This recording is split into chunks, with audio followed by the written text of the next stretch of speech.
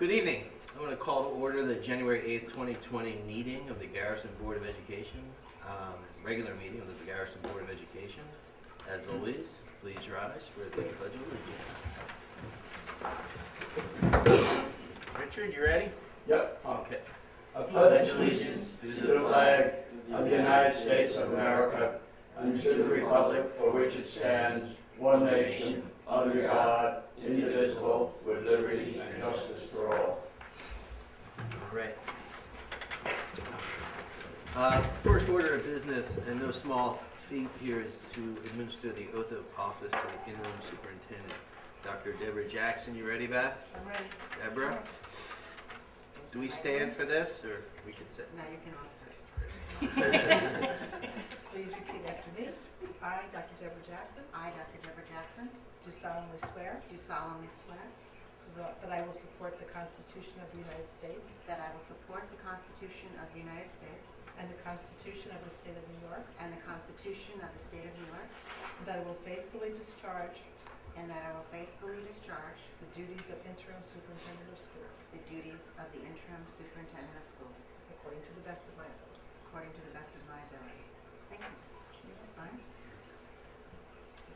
Turn. Those No, pins, there we it go. goes. There we go.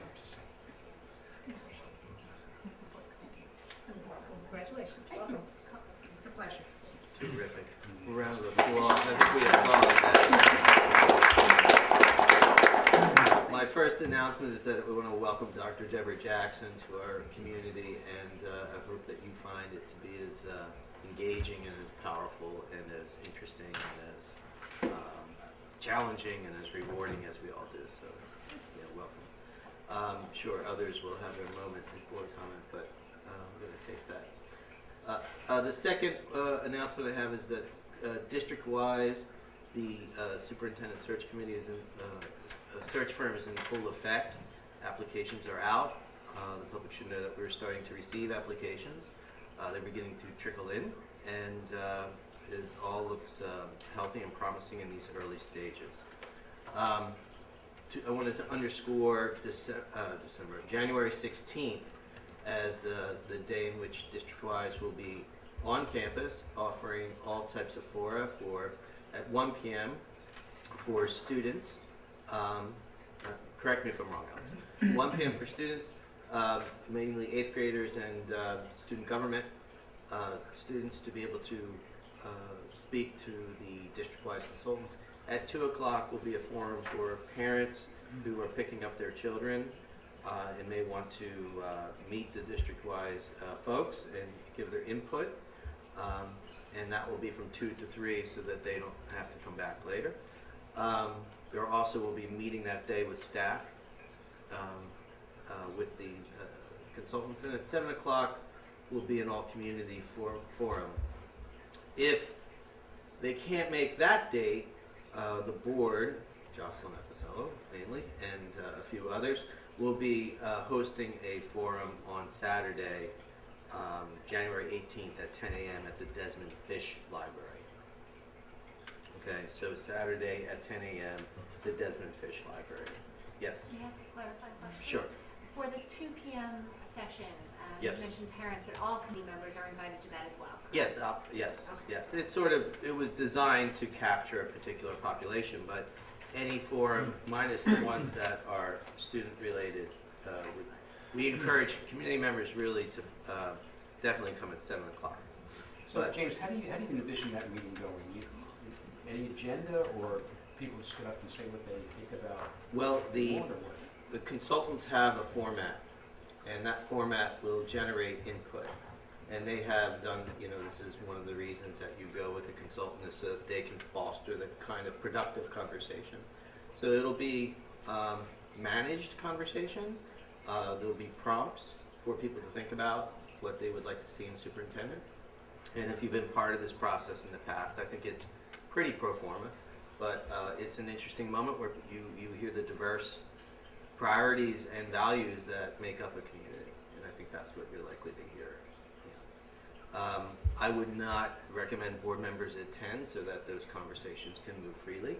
If you are a parent, feel free to attend. and also a board member, but I recommend that, allowing conversations from parents and community members to flow freely. That is why the consultants facilitate rather than the board. But we thought, Jocelyn especially thought it was really important that we have a backup for those community members who are traveling by train on the weekdays, and that so we opened up a Desmond Fish Library, or Desmond Fish Library was gracious enough to offer space so that we can host a small forum there for those. We'll be using the same format as district-wide provide. So, does that help? There's also an email Yeah. that is anonymous, confidential, that goes to the search consultants for anybody who wants to submit information in writing or that cannot attend either of those public events. And so the email address can be found on the school website, on guns.org. I'm going to give you that email address right now for those in the press who might be watching this later, as well as the community members. It is GUFS, G-U-F-S, S-U-P-T, for superintendent, search at districtwisesearch.com. So that's GUFS, S-U-P-T, search at districtwisesearch.com. Okay. Item number 3, sadly, yet another accident occurred on Route 9 and Travis Corners Road. Luckily, there were no injuries or fatalities. I responded immediately to the sheriff and sent an email to the sheriff to let him know that, to remind him of how important this is. He responded that, the New York Department of Transportation seems to have identified a sightline problem, which I think would come to everyone's no surprise for us in the community. Is that what caused the accident? I'm not sure. I can't say that, but that the New York Department of Transportation's investigation, this was in his communication.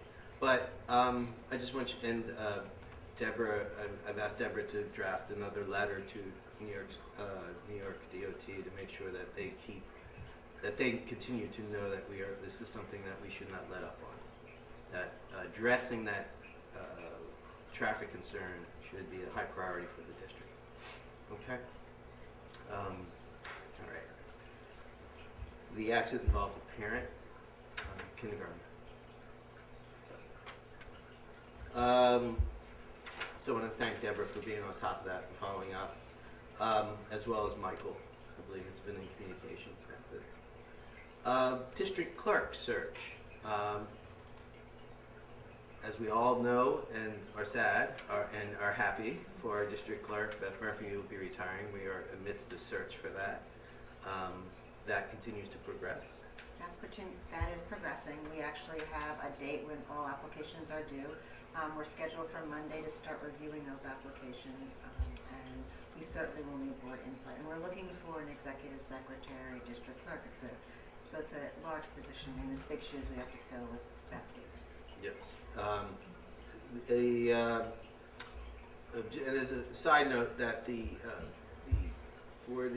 although this search has a deadline of sooner than later, the superintendent search deadline is February 16th. So we're very early in that sort of process. I just want everyone to know. News of college acceptances have been trickling in from our former graduates, and it seems like a very strong year for both Haldane graduates and O'Neill graduates. It's just early on, but I'm feeling very positive about that.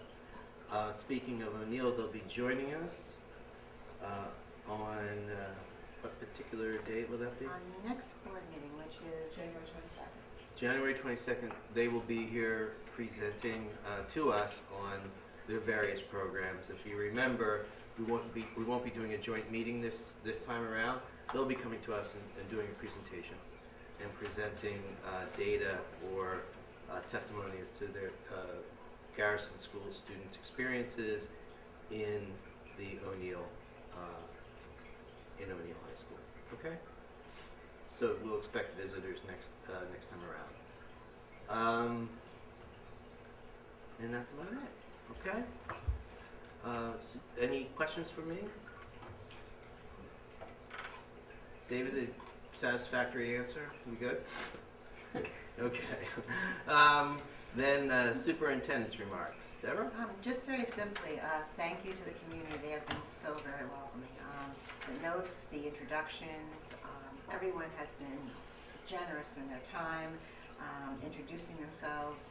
In terms of the staff, the administrative staff, everyone has sort of been there as I'm trying to get on board and up to speed quickly. I've been in the classroom. Students are very quick to introduce themselves to me and tell me they're pleased I'm here, which is a wonderful, wonderful welcome. Teachers as well, very open about sharing their experiences and what they're doing. So for the first, not quite a week, everyone has been very positive, and I just really want to thank everyone for that. You couldn't ask for more. It is a very special community. So I think We're very glad to have you. Thank you. It is my pleasure. It really is my pleasure and my honor to be here. So everything else you covered, if there's any questions from your notes to what you spoke about, but we will get 2 more blasts out on the search so that the community knows. We'll get that moving along. You know, I was going to raise this later, actually, on the search, on these meetings that we're having. I mean, I'm assuming that there are a lot of parents who would appreciate getting some information about what's happening in schools around here. In other words, I mean, for Deborah to tell us some really exciting things that are happening in the area, you know, or in the state or wherever, Kansas. But I really think because I don't think most parents are thinking about when they stipulate what their priorities are. I mean, they're generally not thinking about what we've got, what we don't have. And I think it would be great if we could integrate into that process you presenting them with some sense of what's new in education, in K-8 education. I'd be glad to sit with Joanne and see how I can help with that search process with being informative. And my assumption is she may have that information as well and some guidance. She might. So I will certainly reach out to her and see how we can partner on that. I think it might be a good opportunity to, you know, as you get to know Joanne, to ask specifically what that format will feel like, and I think the prompts probably will provoke a certain amount of reflection. And let us remember that, you know, a superintendent is, you know, hired by the district. The district is comprised, I just want to reaffirm this, the district comprised of employees, of students, of parents, of residents in the district who have various concerns. So there's a lot of people that are interested in the quality of education in school for sure, but also they're interested in a variety of topics that have little to do with learning and teaching. You know, so it's a broad job, and the constituents are all are welcome to have their input. So, but it's an excellent point. Is generating a well-shaped format, so it's not so open-ended, right? Great. Okay. Principal's remarks. Alex, how are the bats doing? One. That's how things. There was one bat, and all was rectified. Thank you to Mr. Forney, Buildings and Grounds. Yes. Welcome back. Happy New Year, 2020. Did want to just extend welcome as well to Dr. Jackson. We're happy to join you, and as you said, students have been very pleased to meet you as well as our staff. So thank you. So a few things. This will date back to December, so I know the last time we met was the 11th, so a lot has happened since then, and some things we'd like to highlight, of course, just focused on our kids. We did have our first winter concert of the year, so just highlighting some of what the students have done. They had a great performance.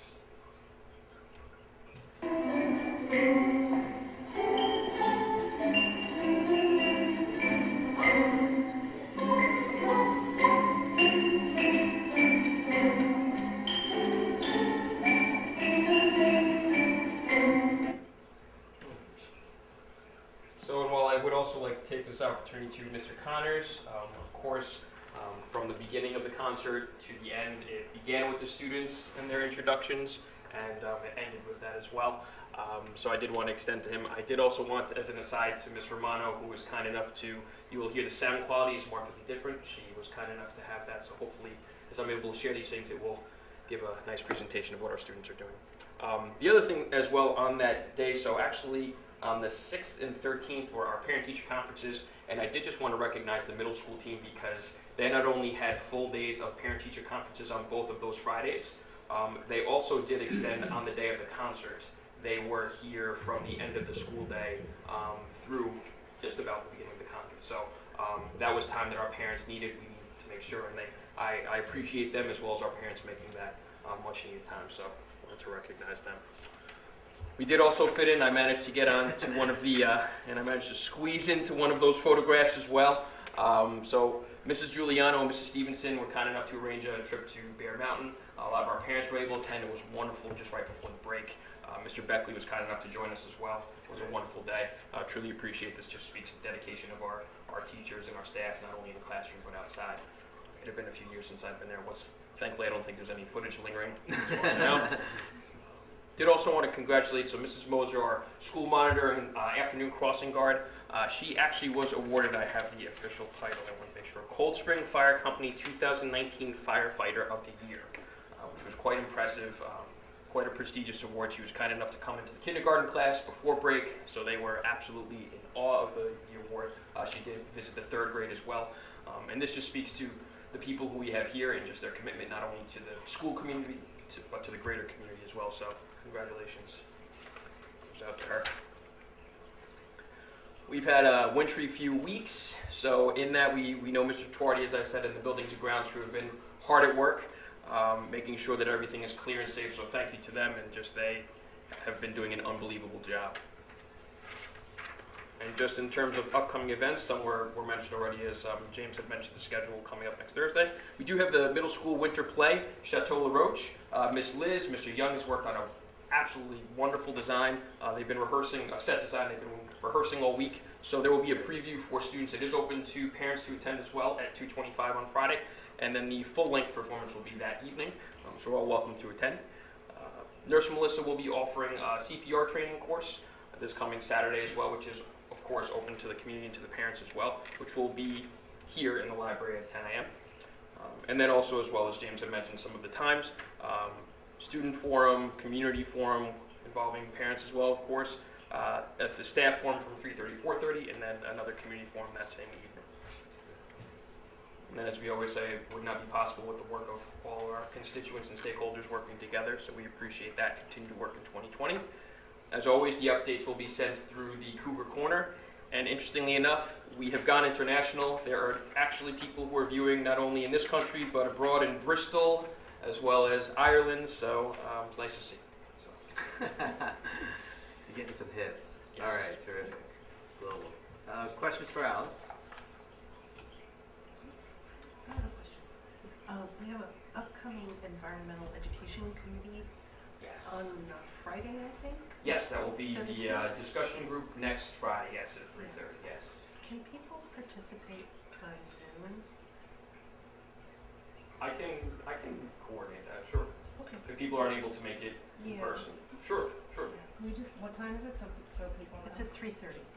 3:30, Friday the 17th, and yes, actually that will be great because as I had said in the email, to extend to whomever would be interested in that conversation, of course, within the community, and I'll look into that. Will be a great hybrid approach that we can make sure everybody's there, so Thank you. thank you. It's one of our most long-standing committees, isn't it?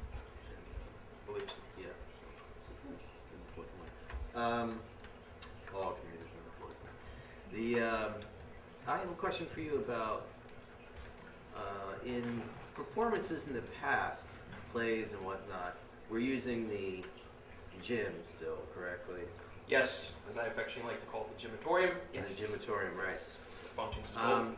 And how do I put this delicately? Sometimes it's divided between performance and, I guess, child care, or sometimes there's like kids and like. What I'm saying is there protocols or thinking of my own students in college who come to events and then get up in the middle and leave, where they just sort of don't understand how to behave because they've never been to a literary event before. Is there a way of like prepping kids like this? How do we? Can I jump in here? 'Cause Yeah, I actually go went to the winter concert. I don't know if anyone else had kids that were playing two students got up and read the protocols for the audience members Oh, in the that's beginning. great. That's great. Smart. So it's introduced by students. It went through all of how to be a good audience member. And then Terrific. the different cohorts sat, and I know a lot of teachers volunteered their time to sit with the different groups when they weren't performing to ensure that they maintained good audience behavior. So I really think if there's any poor audience behavior, it was not on the children's part. It was definitely on the adults' part. It was But that's what very, I'm saying. Yeah. Yeah. I thought it was very well done in that aspect, and it did come from the children, which was lovely. Yeah, that's great to hear, because I think it's really important for, because I see it in my college students, like they don't know how to behave in certain situations, they've never been to X, so they don't really know how to behave. I actually have to tell them, it's not okay to look at your cell phones right now. It's not, And that was completely, to Sarah's point, that was Mr. Connor's design and That's plan, great. and really making sure that was coming from the students. Great. And as we know, it's all the more powerful, and I think it resonated quite a bit with everyone. So Terrific. great performance. Terrific. Okay, consent Thank you. agenda. All right, need a motion to accept the consent agenda items B through E. So moved. Second? All right. Be it resolved, the Board of Education, Garrison Union Free School District approves the consent agenda for items B through E as presented. Are there any questions?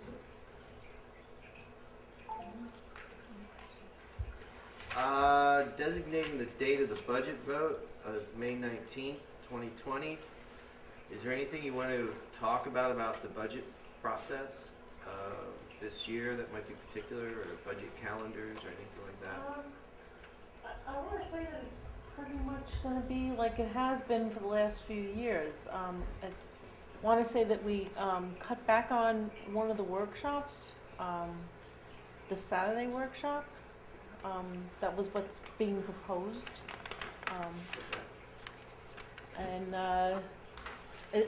You're asking about the calendar, right?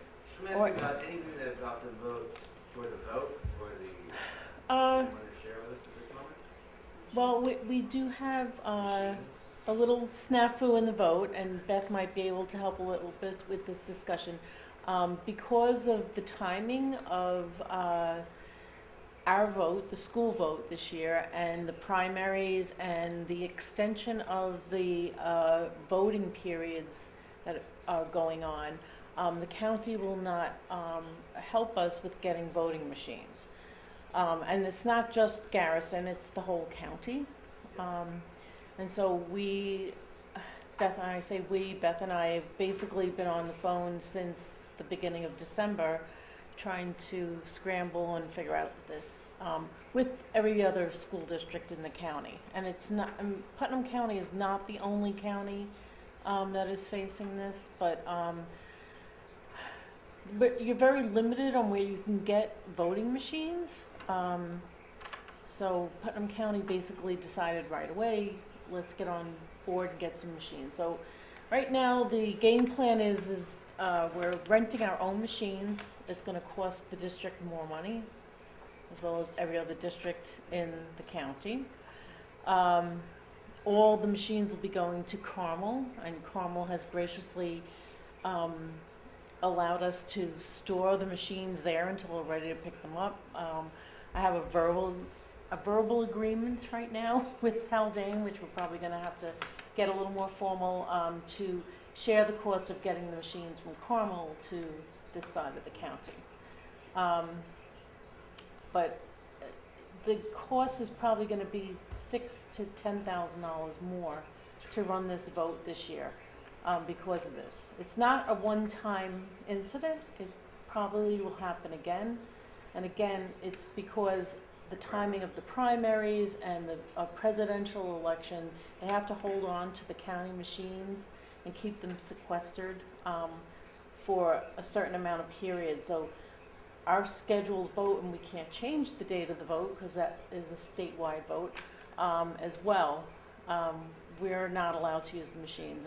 And the county doesn't have enough manpower to turn that around in time, basically. You want to fill in any blanks?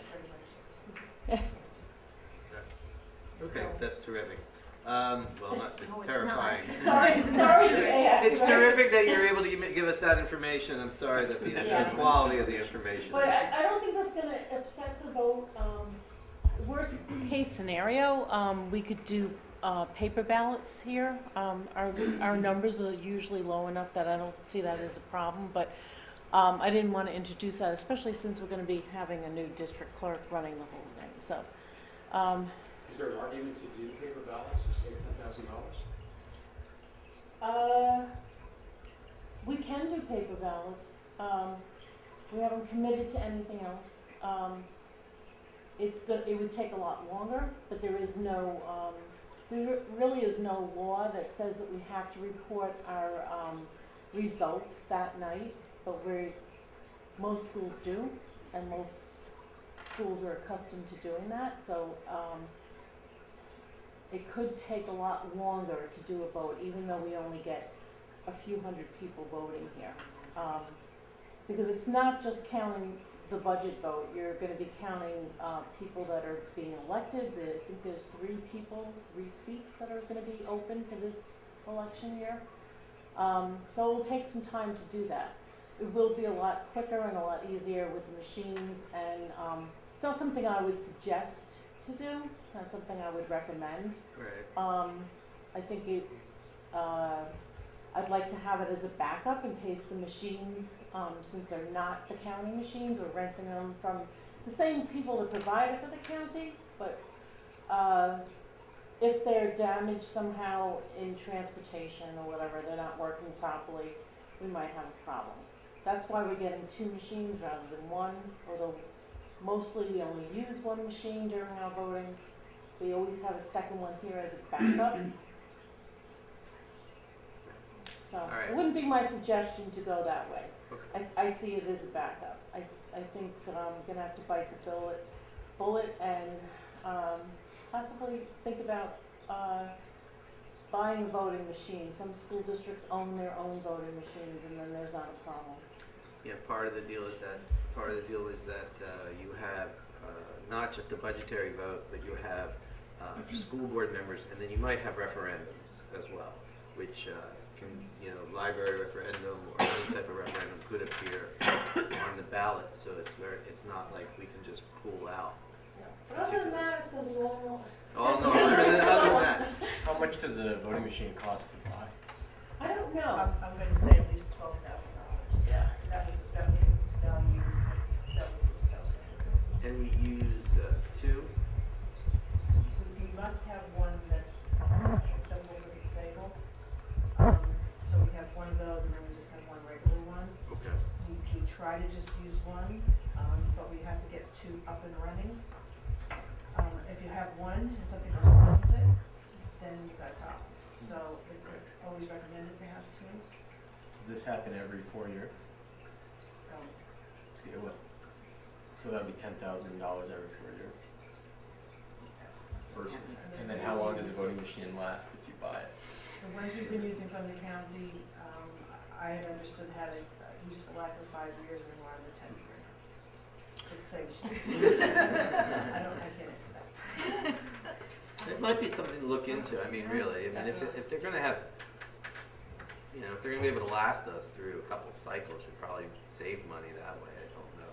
Do you give a comment? I just had a question. When is the first budget workshop for the community? Oh, it's on the budget calendar. It's on the budget. Oh, okay. I'm sorry, but my computer right now Right. has decided that it needed to restart. It's So, an action item. Yeah, I'll pull it up then from there. Okay. Thank you. Yeah, it's on Thank there. Okay, so we need all in favor of accepting the consent agenda, items B through E, say aye. Aye. Nays, abstentions, and the ayes have it. Discussion item, very slim agenda. Committee updates. Committees? Policy is meeting next week. Thank you. And that's on the date, that date is That's all slated? scheduled. It's slated for Tuesday. Okay, great. Facilities met today. Yeah, how'd that go? It went very well. Mike Twardy led the meeting, and we discussed improvements that have been made to the physical plan in the last year. We discussed where we are with our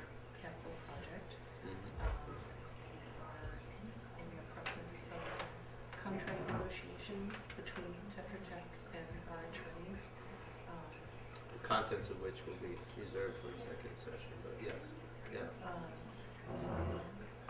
Are readying to put out an RFP for a construction manager. Ah, And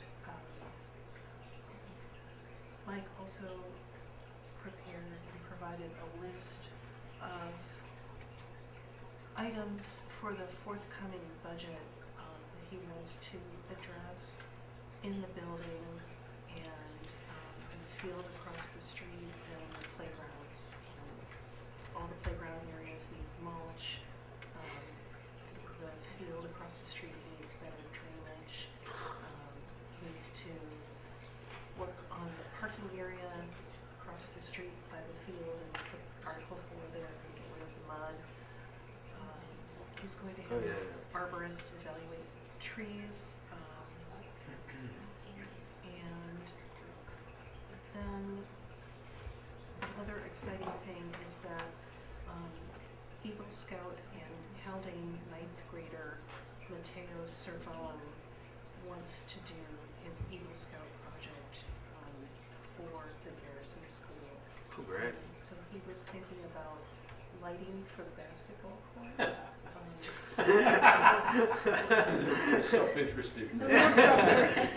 Anyone know Mateo Servan is perhaps one of our more spectacular graduates in basketball, right? As well. So the recommendation is that he talk with Mike and with Pastor Beckley about that idea and other ideas that would be useful to the school. Well, I think that's great.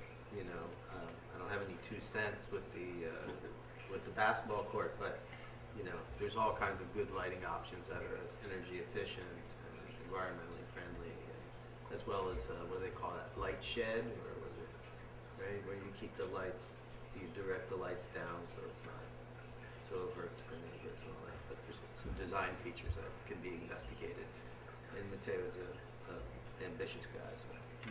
It might also be 50 points. That's all I can say in one game in the 8th grade. Nobody scores 50 points in the 8th grade. I know GSAP has supported Eagle Scouts in the past if they've written grants, so it might be worth pointing in that direction as well. Sure. Before hitting our budget. Yeah. All right, terrific. Any other committee meetings? I would just say that for the planning committee, we should set our next. Yeah, that's actually, I'm glad you brought it up. And I'm happy that Dr. Jackson's now going to join us with all your expertise in planning. I think it's going to help us push this along. Great.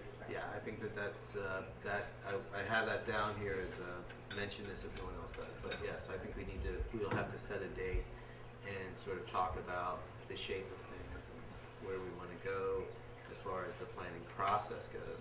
We're still in the very much of the generating, germinating part, the origin part of the whole process. So we're not even, we're going very slowly and very methodically and hopefully very inclusively so that we do the best job we can in pulling off a coherence plan that's sensitive to all the people that are involved in that process. So, okay, terrific. Any other committee meetings? No? Okay. Action items, adopting the budget calendar. All right. Be it resolved that the Board of Education, need a motion. So moved. Second. Thank you. Be it resolved the Board of Education of the Garrison Union Free School District hereby adopts the 2021 budget calendar. And as we've heard preemptively, there are some different kinds of things going on, slightly different kinds of things. Any questions regarding this calendar? I'm guessing we looked at overlapping issues, right? I didn't cross-reference this. My bad. I didn't cross-reference this with any other calendars that the school holds. So I'm guessing we're okay with that. We did have all the calendars out. So at this point, I'm not seeing any conflict. And the first budget workshop would be February 12th. That's a Wednesday night here at 6 o'clock. Second one would be to be determined. Normally we have that here at in the day, and it usually coincides with the PTA, so we have to work on the date for that. And the third one, is March 18th, it's a Wednesday night, right before a board meeting. I'm trying to get them coordinated because I feel like we're basically saying the same thing, and we're not getting people coming out in the past few years really for them. So I'd like to see them a little more consolidated as far as that way. And we are presenting at all the board meetings. I'd like to see communications going out as well, that, you know, the budget's being presented at the board meetings as well. So if people are coming here at 6 o'clock and they want to know more, they can extend their time and come to the board meeting and hear a little bit more, so. I just want to underscore the importance of communications, because it is one of the board's goals this year is to improve communication. So if you have any advice on how to better communicate to the community in order to bring out attendance, or if people have ideas around ways of communicating or timing of communications. I know in the past we have it posted in the school, we have it in the paper, we put blast out, we have it on the website, we have it in the front office. I know we do all we can. So, yes, I would say I'm struggling with that as well. I mean, if you can think of another way to communicate it other than putting out I think we've done that too in the past, put postcards out to the whole community to announce the dates of it. So, well, let me think on it. You know, I'm not sure. You know, we'll have this. It might have the same effect. yeah. I think the cap has really limited. I think that has a lot to do Certain with it. people, right. Ever since the tax cap came into play, as long as you're under that cap, and people hear that you're under the cap, they don't want to come out to meetings. They might not also know what's at stake in the budget process, and that might be one thing that we could help with, is maybe drafting letters that talk about places where you can demonstrate your concern, voice your interests, things like that. Is there a social media presence for anyone? And we've done that too. Alex was very good last year, putting it out on Facebook and Twitter, all the budget meetings. By law, we have to have a certain number, right? No. No. You're talking about budget workshops? Yeah. No. There's no law Okay. on that. So we're following past practice. Yes. Okay. Maybe we should analyze that. Okay. That's been very helpful at And I also will say that one of the first ones I attended was because a board member reached out and told me about the dates and the importance of it, and explained it in an email. I think Jill, you sent one to people. So it does help if you see people in the community to remind them of how important it is to invite them. Because it is, I think, very interesting and leads to great discussion at those workshops. It's you can really start a conversation at them as opposed to a board meeting where it's a little bit more formal. Okay. All in favor say aye. Aye. Nays? And abstentions, the ayes have it, and the item passes. Action item number B, letter B here, approve appointment of long-term substitute Spanish teacher. Make a motion, someone? Seconded? Second. All right, so this is the, give us a little history on why we're doing this again. I mean, just for the public, so. No, certainly. As you know, we had appointed a Spanish teacher who was here, and her appointment ran through December 2nd. So, in one hand, we are making sure that she was here until through December 20th. So we're certainly backdating that and making sure that we are taking care of our due diligence and having her appointment go for it. She thought she would not be able to stay going into this spring semester. She does need some time, but she plans to be back with us now on January 14th. So we need to appoint from January 14th to June 26th. So in the overlapping these concerns was a search, and that search yielded a candidate. An offer was made, a very competitive offer, I understand, and the candidate turned it down. We're not sure particularly why, or if you're wondering, these things can be a variety of reasons. Someone can decide to apply, pursue, and then back out. But and then so this appointment is till no later than June 26th, 2020. Does this appointment still allow us to search for permanent? The search is still open. We will continue to be actively searching. I know that when Alex let me know, Mr. Levine let me know, I think it was December 23rd, something like that, that we no longer had a candidate that we thought we did. I also reached out to institutions that I know, Bard, Hofstra, up in the Albany area. A number of blasts went out to people I know for this search. It is not an easy position to fill, but we certainly know we need to pursue a full-time person going forward. This is the temporary is Senora Chigoya. Yes. Is she staying? She's staying. Is she a candidate for the permanent position? She currently does not have an updated certification, so if she had that, she could certainly be a candidate for a permanent position. Is that and that's her possible? option. So, without getting into personnel issues, that I can only frame it as the district is highly supportive of people achieving their certifications, and when they're in a position of not complying, can you give us a little?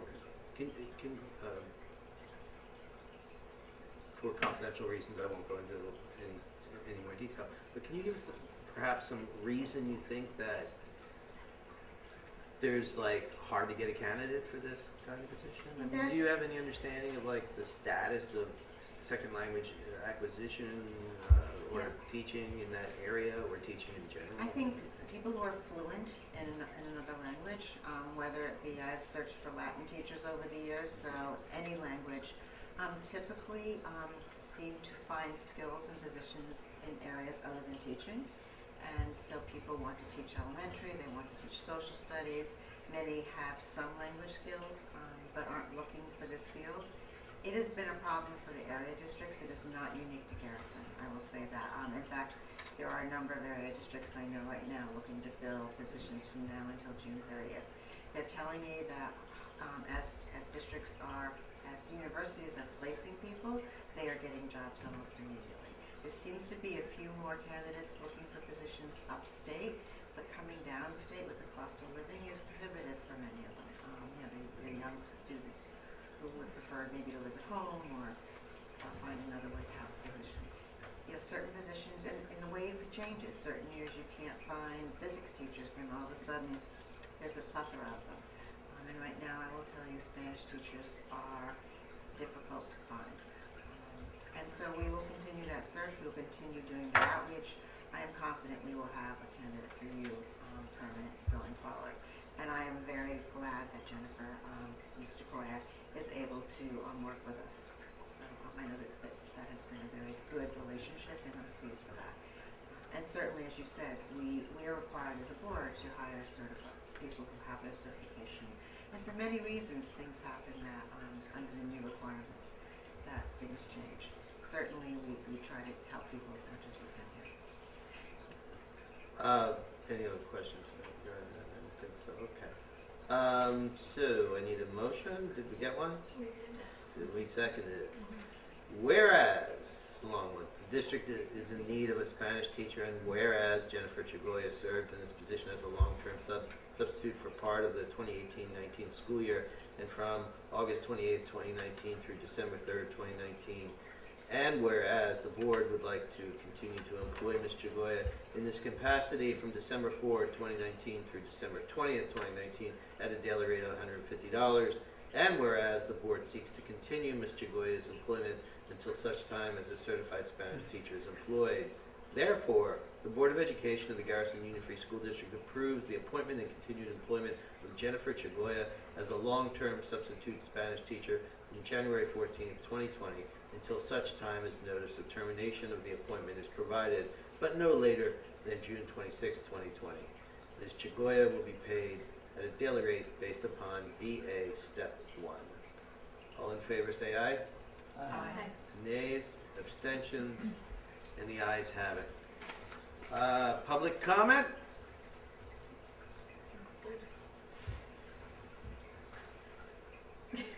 Leslie, you good? Okay then, board comment.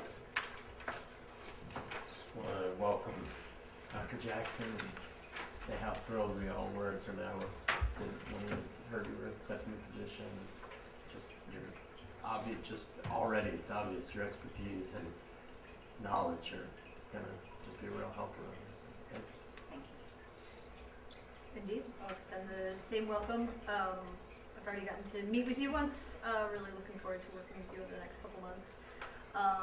And for the public, the PTA is holding a coffee hour to come meet our new interim superintendent on Thursday, January 23rd at 8:30 in the morning, right here in the library. Yes, thank you. I think it's really nice that they're doing that. Yes. Terrific. And you're going to be meeting with GSEF as well. You have a meeting with the foundation, right? Yes, in fact, Karen met with me this morning to just introduce herself. We were set with there. Crystal Ford was kind enough to set up that meeting, and so we will continue. And I'll be attending the Honor Society induction ceremony at Haldane Thursday night. So I will not go to the GSEF meeting this Thursday unless the one ends a little earlier. So that's so yes, my hope is to get out there and make sure that I get to put a face with some of the many names that I know. If you've never been to a National Honor Society induction ceremony, or if you've participated in one, there are candles involved. Candles involved. It's a long one, right? It's a long. Yeah. It's Okay. it's a wonderful ceremony. Terrific. Okay, I need an adjournment. Any other board member comment? Any other board member comment? We good? I would also like to welcome Dr. Jackson. I'm also delighted to be here. And I would encourage everybody to meet with Dr. Jackson when they have time and get to know you kind of format and voice your hopes and dreams for the district over the next 6 months as well, especially. I know we have a policy meeting set up for this and dreams. I feel pretty good about that. We know, Sarah. All right, terrific. Let us say that I need a motion to adjourn to executive session. Second.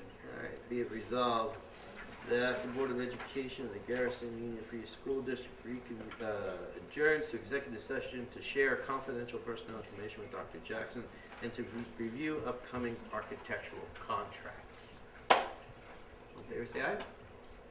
Aye. Nays, abstentions, and Leslie, 80 minutes. Take care. The ayes have it.